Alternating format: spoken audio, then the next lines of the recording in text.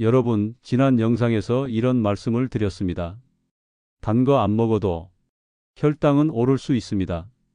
무가당 주스, 무가당 요거트, 곶감, 분식집, 라면 우리는 몰랐을 뿐입니다.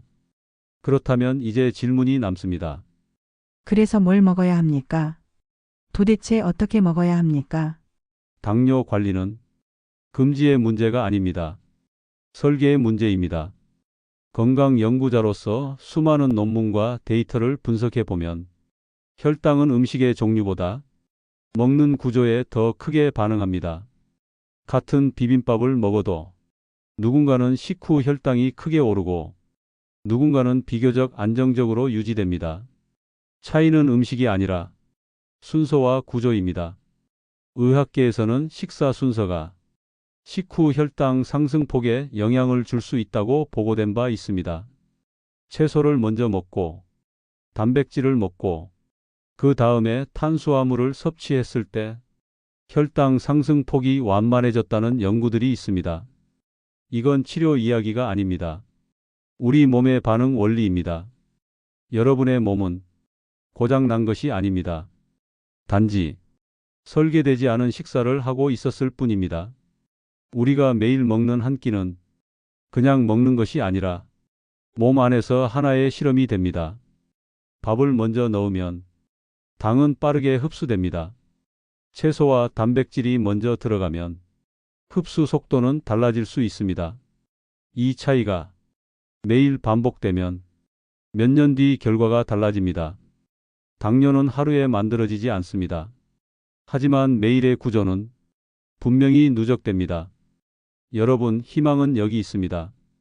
약을 늘리기 전에 식단 구조를 바꿀 수 있습니다. 운명을 바꾸는 것은 거창한 비법이 아닙니다. 한 숟가락의 순서입니다. 오늘 영상에서는 혈당을 낮추는 식단 설계를 구체적으로 말씀드리겠습니다. 이건 다이어트가 아닙니다. 이건 굶는 방법도 아닙니다. 이건 혈당이 덜 오르는 구조를 만드는 방법입니다. 여러분은 충분히 바꿀 수 있습니다. 여러분은 이런 경험 없으셨습니까? 같은 밥을 먹었는데 어떤 날은 혈당이 많이 오르고 어떤 날은 덜 오릅니다. 음식은 비슷했는데 결과가 달라지는 이유는 무엇일까요? 그 답이 바로 순서입니다. 의학계에서는 식사 순서가 식후 혈당에 영향을 줄 수 있다고 보고된 바 있습니다. 채소를 먼저 먹고 그 다음에 단백질을 먹고 마지막에 탄수화물을 먹었을 때 식후 혈당 상승폭이 더 낮게 나타났다는 연구 결과들이 있습니다. 왜 이런 일이 생길까요? 우리 몸 안을 한번 떠올려 보십시오. 밥을 먼저 먹으면 전분이 빠르게 분해되어 포도당으로 바뀌고 장으로 흡수됩니다. 이때 흡수 속도가 빠르면 혈당은 급격히 올라갑니다. 하지만 채소를 먼저 먹으면 어떨까요? 채소 속에는 섬유질이 많습니다. 섬유질은 장 안에서 일종의 그물처럼 작용할 수 있습니다. 당이 흡수를 천천히 만들 수 있는 환경을 만들어 줍니다. 그리고 단백질은 소화 시간이 더 필요합니다. 이 과정에서 위 배출 속도가 느려질 수 있습니다. 즉, 탄수화물이 한꺼번에 빠르게 흡수되지 않도록 시간을 벌어주는 역할을 할 수 있습니다. 쉽게 비유해 보겠습니다. 밥을 먼저 먹는 것은 고속도로에 갑자기 차를 몰아넣는 것과 같습니다. 채소와 단백질을 먼저 먹는 것은 톨게이트를 하나 세워두는 것과 비슷합니다. 차는 지나가지만 속도는 조절됩니다. 혈당도 마찬가지입니다. 급격한 상승이 반복되면 췌장은 더 많은 인슐린을 분비해야 합니다. 이 과정이 반복되면 인슐린 저항성이 생길 수 있다고 의학계에서는 설명합니다. 그래서 중요한 건 혈당 수치 하나가 아니라 혈당 곡선입니다. 뾰족하게 올라갔다가 떨어지는 곡선보다 완만하게 올라가는 곡선이 몸에는 부담이 덜할 수 있습니다. 여러분의 몸은 완벽한 기계가 아닙니다. 부드럽게 다뤄야 합니다. 순서를 바꾸는 것만으로 혈당 곡선이 달라질 수 있다면 이건 해볼 만한 실천 아닙니까? 약을 늘리는 것보다 훨씬 부담이 적습니다. 그리고 이건 굶는 방법도 아닙니다. 그저 한 숟가락의 순서를 바꾸는 것입니다. 지금부터 3단 구조 식사법을 알려드리겠습니다. 같은 밥을 먹었는데 어떤 날은 혈당이 많이 오르고 어떤 날은 덜 오릅니다. 음식은 비슷했는데 왜 결과가 다를까요? 답은 의외로 단순합니다. 먹는 순서입니다. 연구에 따르면 채소를 먼저 먹고 그 다음에 단백질을 먹고 마지막에 탄수화물을 먹었을 때 식후 혈당 상승폭이 낮아졌다고 보고된 바 있습니다. 이게 왜 그럴까요? 제가 아주 쉽게 알려드리겠습니다. 밥을 먼저 먹으면 전분이 빠르게 분해되어 포도당으로 바뀌고 장으로 바로 흡수됩니다. 그러면 혈당이 빠르게 올라갑니다. 그런데 채소를 먼저 먹으면 어떨까요?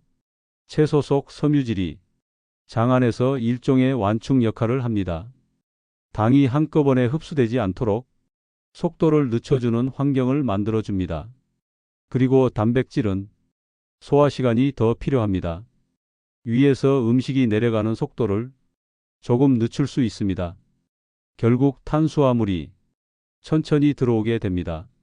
어렵게 생각하지 마십시오. 밥을 먼저 먹는 것은 문을 활짝 열어두는 것과 같습니다. 채소와 단백질을 먼저 먹는 것은 문을 조금씩 열어두는 것과 같습니다. 들어오긴 하지만 속도가 다릅니다. 우리 몸은 급격한 변화를 싫어합니다. 혈당이 갑자기 확 오르면 췌장은 더 많은 인슐린을 내야 합니다. 이런 일이 반복되면 몸은 점점 지치게 됩니다. 그래서 중요한 것은 수치 하나가 아니라 올라가는 방식입니다. 완만하게 올라가는 혈당 곡선이 몸에는 부담이 덜할 수 있습니다.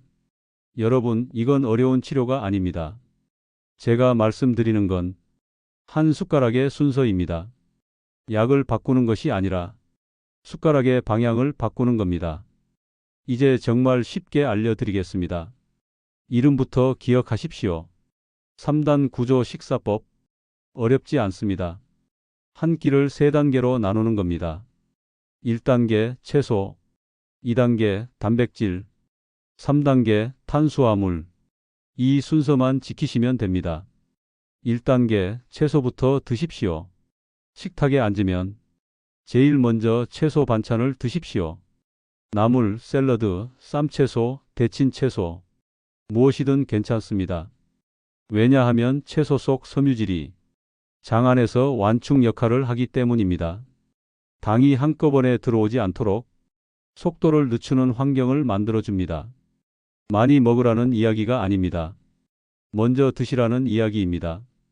2단계 단백질을 드십시오. 그 다음에 고기, 생선, 두부, 계란 같은 단백질을 드십시오. 단백질은 소화 시간이 필요합니다. 위에서 음식이 내려가는 속도를 조금 늦출 수 있습니다. 이 과정이 혈당의 급격한 상승을 완화하는 데 도움을 줄 수 있습니다. 중요한 건 양이 아니라 순서입니다. 3단계 밥은 마지막에, 그리고 마지막에 밥을 드십시오. 여기서 많은 분들이 놀랍니다. 밥을 나중에 먹으라고요? 예, 그렇습니다. 밥을 먼저 먹으면 전분이 빠르게 분해되어 혈당이 바로 오르기 시작합니다.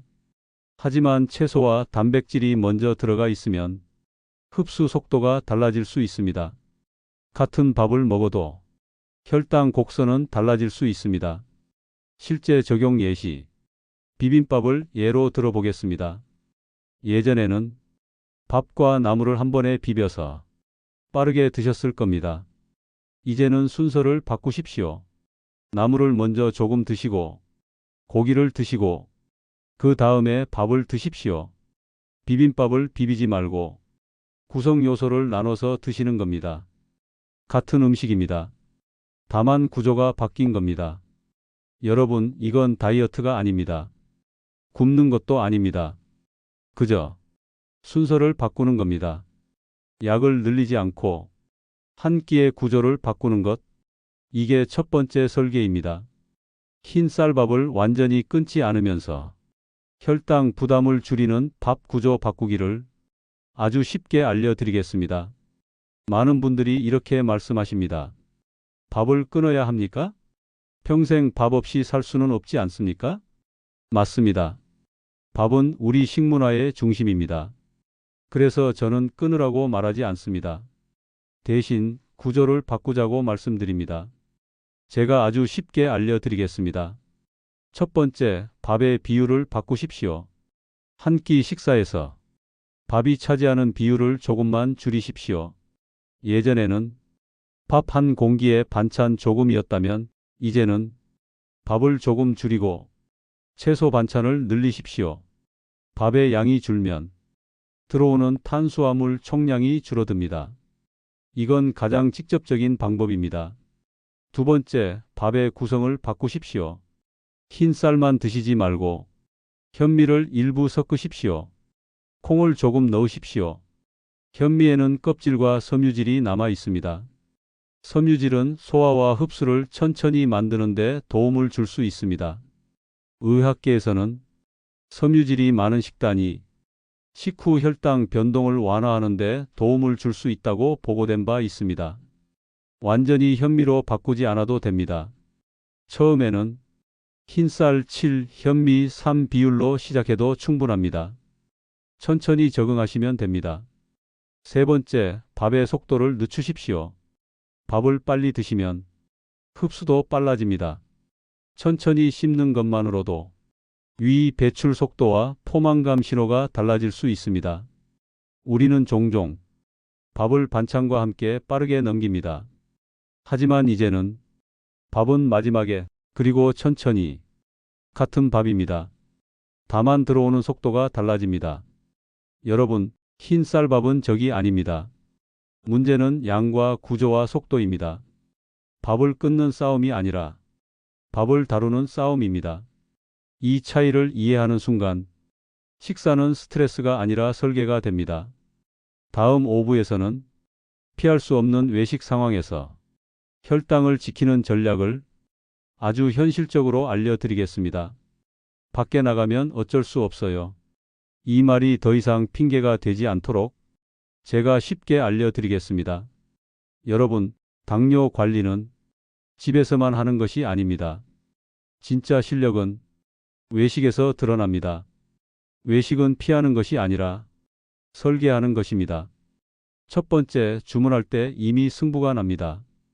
메뉴를 고를 때 밥이 중심인지 단백질이 중심인지 보십시오. 덮밥류, 김밥류, 비빔밥류처럼 밥이 대부분을 차지하는 메뉴는 혈당이 빠르게 오를 가능성이 있습니다. 가능하다면 고기, 생선, 두부 같은 단백질 중심 메뉴를 고르십시오. 밥은 따로 달라고 요청하십시오. 이 한마디가 설계입니다. 두 번째, 소스는 따로. 외식은 건강보다 우리 입맛에 더 맛있게 음식을 만듭니다. 풍미를 높이기 위해 당 성분이 들어갈 수 있습니다. 그래서 소스는 가능하면 따로 달라고 하십시오. 찍어 먹으면 총량이 줄어듭니다. 부어져 나오면 이미 조절이 어렵습니다. 세 번째, 먼저 나오는 반찬부터 드십시오. 식당에 가면 반찬이 먼저 나옵니다. 그 시간은 기다리는 시간이 아니라 설계하는 시간입니다. 채소 반찬부터 드십시오. 그 다음 단백질 반찬, 밥은 마지막입니다. 3단 구조 식사법은 외식에서도 그대로 적용됩니다. 네 번째, 국물은 최소화하십시오. 국물에는 나트륨뿐 아니라 당 성분이 포함될 수 있습니다. 특히 양념이 들어간 국물은 혈당에 영향을 줄 수 있습니다. 국물은 맛만 보십시오. 습관처럼 끝까지 마시지 마십시오. 다섯 번째, 양을 절반으로 생각하십시오. 외식의 양은 대부분 집밥보다 많습니다. 밥을 절반만 드시고 남기는 용기를 가지십시오. 남기는 것은 낭비가 아닙니다. 몸을 지키는 선택입니다. 오늘 영상 핵심 정리. 첫째, 채소부터 드십시오. 둘째, 단백질을 다음에 드십시오. 셋째, 밥은 마지막에 드십시오. 밥은 줄이고, 구성은 바꾸고, 속도는 늦추십시오. 외식에서도 전략을 세우십시오. 이 세 가지만 실천해도 혈당 곡선은 달라질 수 있습니다. 여러분, 지금 댓글에 이렇게 적어 보십시오. 나는 오늘부터 밥을 나중에 먹겠습니다. 나는 외식에서 소스를 따로 요청하겠습니다.